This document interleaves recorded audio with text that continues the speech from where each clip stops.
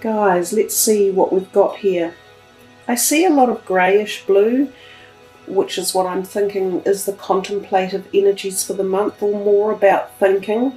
Of course, because you guys are the air signs, you are this intellectual, energetic vibration anyhow, so you often spend a lot of time thinking and in your mindscape. So this month seems to recognize that or gel with that a little bit. You have 1, 2, 3 major arcana cards. You have 3 aces, 1, 2, 3.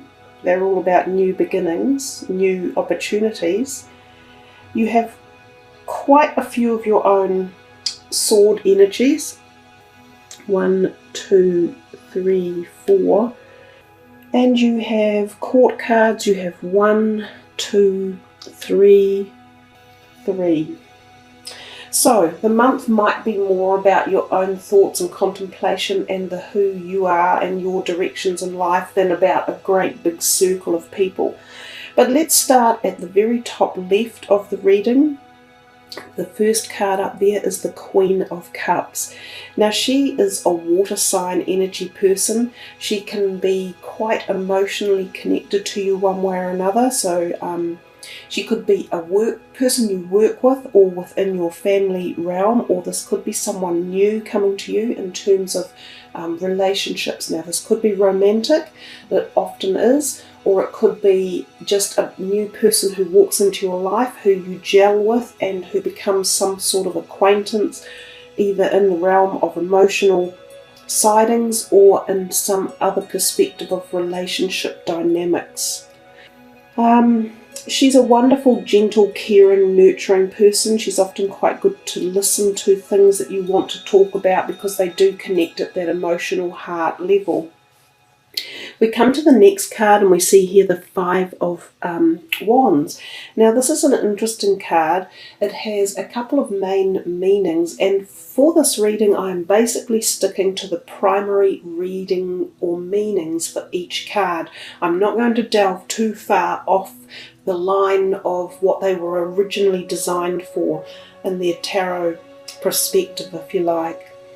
The 5 of Wands represents edginess and feeling as if there's a lot of argy-bargy energy going around, as if other people are putting in their 2 cents worth, and a wee bit annoying. It's like they won't go away and you feel as if you're defending yourself. So this can often be in the work area or in that creative part of your life. So even if you're not in the workforce, this could be something to do with your studies, or whether or not you're trying to format directions in the life that you're headed, like learn something new or strategize something or put together something. There could just be this tension or argy-bargy energy going on.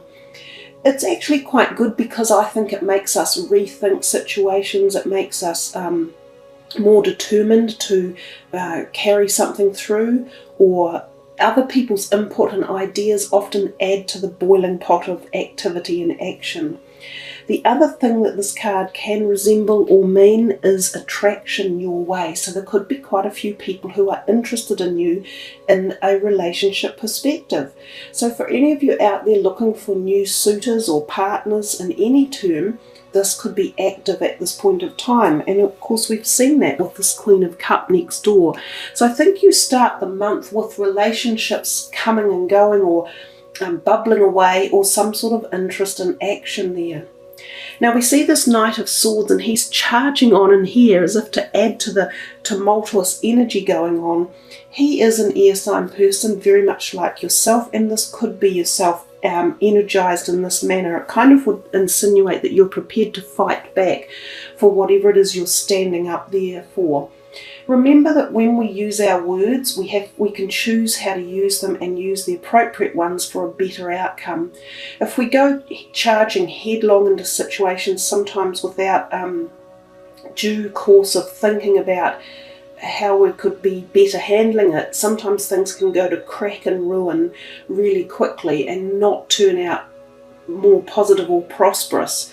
So when this card is around, just think of your actions and think of how you could positively use that energy and harness it to create a great outcome as opposed to an average outcome. The other thing he can symbolise, because he is a court card, the Knight can literally be someone coming into your life. This could be another air sign person, a little bit younger, and he could come in and just kind of scintillate everything up. So it's like, blah, I'm having a good time, come and join me, we're having a party, let's get together, let's nut some things out, let's talk about how to change the world. And oftentimes when they're that little bit younger, they do have this wild tenacity about how amazing life could be or how many changes can take place. But listen to them, because they can spur on ideas and thoughts and energies. They can crank you up. But oftentimes this Knight of Swords will just as quickly disappear into the blue sky as well. So enjoy his company while he's around. Listen to what he has to say, and see if you can learn something from it. And as I say, it could very well be yourself acting in this way. We come here to the last week, or the last card in the week, of the first week, and it's the Four of Pentacles. That card kind of insinuates that there might be a bit of worry around your finances one way or another, where you might be thinking, gosh, can I pay all my bills, or have I set aside enough money for this project or that, or are my investments at the moment shaky, you know, has gold or silver dipped, should I be buying property or putting it in the bank, or is my old age pension security safe? It's issues like that that card brings up. But what it often tells us is that we're thinking in the state of fear. We're holding on, we're gripping very tightly. You have actually got funds and they are dispersed into different places. So instead of being fearful and fretful about that, open yourself up a little bit more and go and check and see that the things are in place and that they are being managed well. If they're not, shift them. So instead of worrying and thinking, oh, doom and gloom, do something about it to make yourself feel better. Watch your spending and budget well. But often when this card is here, it actually can be a sign of money coming your way a little bit unexpected, sometimes through a small gain of sorts, or like a windfall that you didn't actually anticipate arriving. So look out for that. And interestingly, as we move into the next card for the week, for the month, we have the Knight of Pentacles, and right under him we have an Ace of Pentacles. So career and money seems to come into play just around about here. And because he is a court card, he could again be a person walking into your life, and he could be a younger earth sign person. He's holding out his hand with that coin in it. It's often about careers or finances or money one way or another. It's a yellow happy disposition card, but it could involve some form of communication or thinking when this card turns up. Sometimes it's even considered the card of opportunity for new propensity for new jobs or careers, or thinking of new businesses or establishing or setting them up. And I see he is looking here straight into this Lovers card, almost as if he is holding this opportunity over to these lovers. Now, the Lovers card, being a major arcana, indicates to us that the universe will be taking its own control in the situation when this card is around. So it's a much more in-depth energy that is coming your way. Traditionally, there are three major meanings for the Lovers card. The first one is that there could be a really new romance coming on the scene, and it could be with an earth sign person. And it may be a very special romance, a soulmate type energy. There is even talk with this card of twin flame, because we see the flames here on the side of this, which is a sort of a philosophical or a religiously structured theme in the card, especially with the angel above and the sun. So this can be a very intense, very special relationship that might be being embarked upon. There is another indicator that it is sometimes the choice of three are involved in this card. So it can sometimes turn up when there is an affair or a hidden relationship that is going on, so that three people are involved and that you have to make a choice. So the card can be about making choices and decisions. The third alternative for the card is that it can be the very beginnings of a new business partnership, and the partnership can be blessed and be very strong and profitable and do very well. So one of those three options is likely to be the scenario that is going on when the Lovers card turns up. And for each of you, it will probably be a little bit different, but in your own mind, you'll be able to think about which one is filling the energy more correctly for yourself. And we come here to the Ace of Swords. And interesting that it's right next to the Lovers, because the Ace of Swords is about new beginnings, but often it has a little bit of acrimonious energy to it. So sometimes it's the card that designates a divorce of all things. And because it's like this sword is held up here and he's got these wreaths hanging off him, sort of a wee bit dishevelled with a crown on the top. And it's sort of as if to say, stick that, I've won, I've beaten you, and I feel triumphant. But there's often, as I say, a little bit of acrimonious energy behind it, as if there has been not a war to get to this win, but a little bit of unpleasant energy that takes you on to the successes that you will now be heading in. So yes, it's a positive card, but again, it reminds me of this one and this one's. Deal with your dealings with compassion and fairness for all parties, and you move ahead again with much more success and less karmic dealings on, later down the track. Interesting that those two are together. Some of you literally may see the falling away of a relationship in your life and the making of a new one. We come here, and again, he's sitting right under here. So there is a duplicity of messages in your cards going on. This Two of Pentacles often tells us money's coming and going. It's in and out the door a little bit. Balance your money and make sure you are budgeting in the right way. So these internal fears that you had up here, even though we come to this great prosperity of the Knight of Pentacles over there on the left, we're back again here with finances rolling a little bit. Some of you may be thinking of spending big, like buying a big ticket item, or maybe going on a big overseas trip, or renovating a house, or buying a business.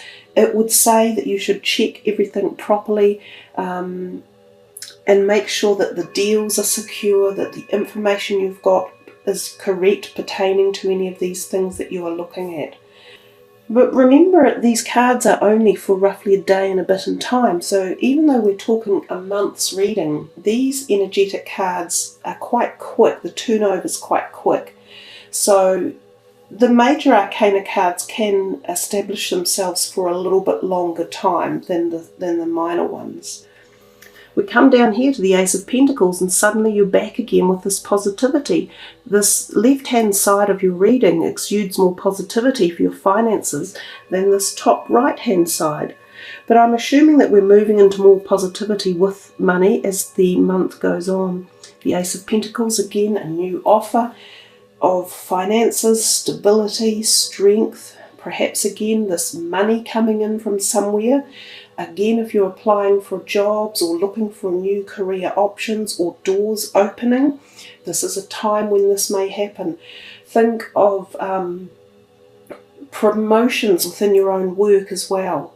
So that type of thing. Even if you're gambling or wanting to place a few bets or something, this is often a time when this might show dividends and reap rewards. It's also an offer that's coming. So it may not establish itself firmly yet, but you may see the beginnings of it, and you may be working through, the next time frame, trying to get CVs ready, or applicants, or referrals, referees for jobs and things like that. But it's a good omen. We come to the Moon, and I see it sits beneath the Lovers, so it's two major arcana cards on top of one another. And the Moon is again about hidden agendas and sometimes hidden things that go on at night behind closed doors that not everyone knows about. So, and we see here this possibly a water sign person, so involved with it. So whether or not there is something about relationships that are being a bit hidden or kept under the cover of something, that's a possibility. The moon often also talks to us about our feminine side, our female bodily cycles, especially for women. It also talks about psychic intuitiveness and connection to the psychic realm and being very aware of that type of energy around you. So dream phases may be really powerful and potent.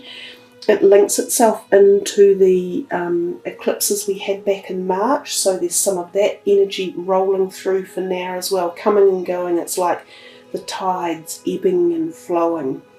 And some tides are more powerful than others. So something is pulling on you at the moment. It's like you're being pulled a little bit both ways and not necessarily sure which direction. You do need to make some decisions here in the month.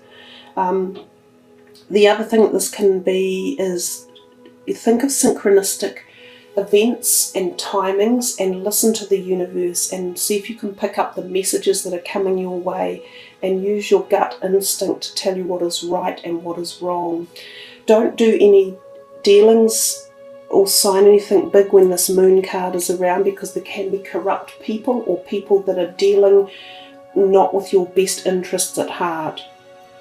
We come here and we see the 10 of Cups as a really happy, gregarious sign of families, harmony, children involved here. So feeling happy and loved and generous and warmth and secure and harmony, all the wonderful things in life that a lot of us really do seek to have around us. It is the card of happy homes and feeling that connectedness with another human being and being able to share all your wonders and your manifestations, be they physical, emotional or spiritual, all at that special level. So that's a really lovely card here. This week is actually quite a good week, quite a powerful week. Just this one underhand energy that you need to sort of keep your eye out for and make sure that you're not blind to any hidden activities going on. The Ace of Wands here, another wonderful card. The aces are, these two are connected. So this one here is about creative beginnings. And again, this can be career related.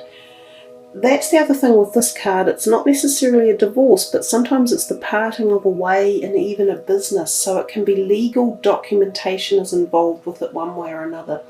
So businesses can separate or split aside or come asunder at these times, making way for new pathways forward, of which this card, the Ace of Wands, represents this fertility of the mind and creative ideas and brand new beginnings, and it's growing and sprouting.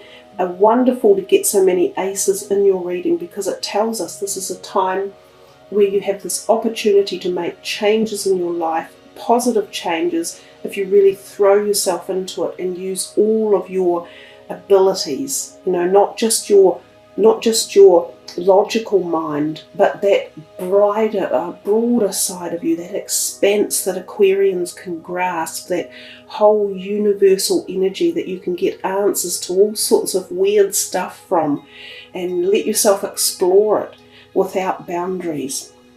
We come down here to this last week, and we see at the very beginning you've got these two cards, and they're sort of a little bit murky looking. So we've got the 8 of Swords and the 10 of Swords.